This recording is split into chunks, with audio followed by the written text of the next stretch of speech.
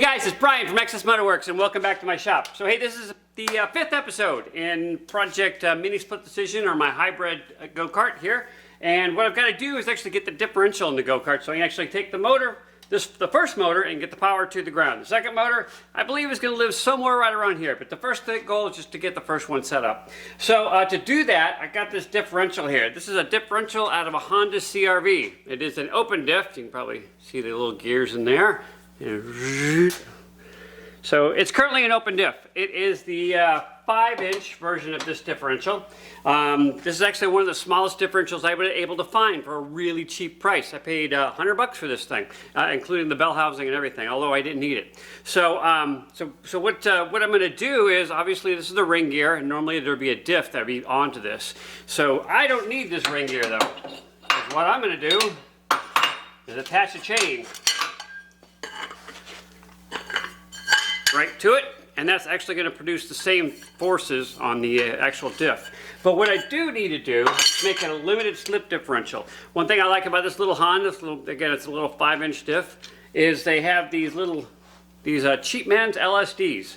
You basically pull the pin out, put that sucker in there, it causes force on this on the two diff gears here, so they kind of lock up a little bit. And it isn't the best limited slip, but it'll be better than not having an open diff anyway. So let's go ahead and get this pin out. And to do that, all I need to do is take an old drill bit.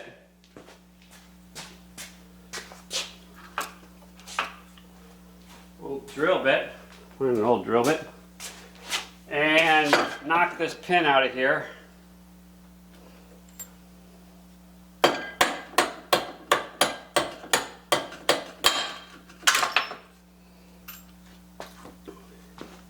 Alright, so there, that's the locking pin.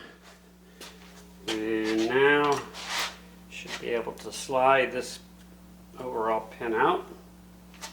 Tap it a little bit.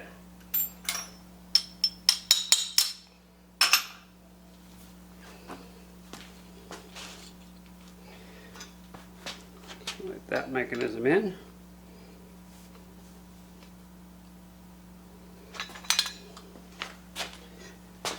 Alright, hold on, I gotta put you on pause, go over to the vise, and tap that in.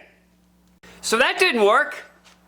I bought this limited slip kit off eBay, and I noticed a number of them out there. You can just go and look for a Honda limited slip kit. And one of the dimensions they give you is the width, and they say that's supposed to be 46, right there.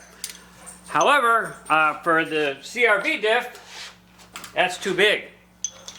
So I ended up taking these over to the sander and knocking it down a little bit, and they needed to be 43, which they are now. So now they slide in here. So now I just got to rebuild this little thing. It's really just a couple of springs with a hold down clip. So I'll go back over to the vise, stick this in, and come right back. Alright, so I'm back, and I have it in. You can see there. So now what the concept is there's springs. There's 4 springs in here. And they push out against the pinion gears, or not the pinion gears, but the diff here, and cause it not to allow it to slip as much as it would if it was an open diff. So last thing I had to do is just reinstall this pin that holds that in place, and we are good to go.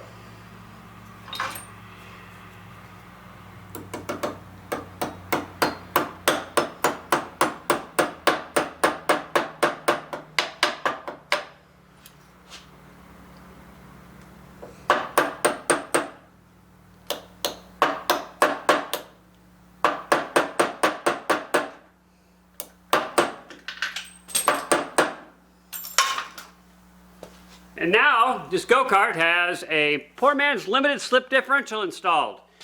So next thing we got to do is actually get it in there. So with these bearings, they slide on here perfectly.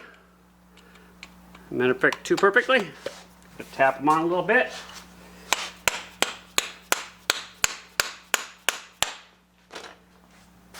One.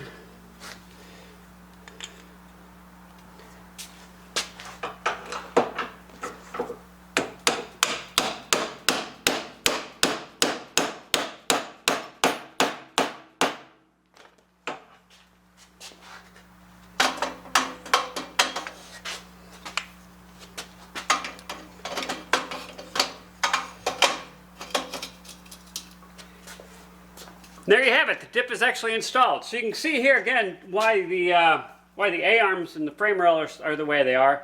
This is actually as narrow as possible to accommodate this Diff.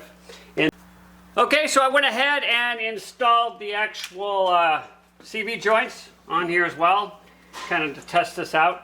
You can see everything looks pretty good. I don't know how, this actually is really, really hard. Like, I haven't been able to move it at all, which is, you know, you've got a heavy car and you expect that kind of load on there. I don't have such a heavy car, so the springs that are currently in this limited slip differential might actually be a little too much. They might actually make this more of a live lockup axle. I'll have to basically wait and see it on the ground. Once I get it on the ground, basically be able to determine that. Originally, I was going to go ahead and pack that with grease, basically install this can on here. But I think for the first test, just to see if that's actually too much of a spring, I probably won't do that. As you can see, also, I started machining these hubs down just a little, or these CV joints down just a little bit. And the reason for that is I got to put a brake on there. That's actually where the rotor is going to live for the rear brakes. Because basically I have no other room to stick it anywhere else. So I got to finish machining this one, but the rotor will kind of go out there. Caliper is probably going to hang off right about here. So anyway, I think that is a good stopping point for this video. So if you have any questions or comments, please leave them below. And as always, thanks for watching.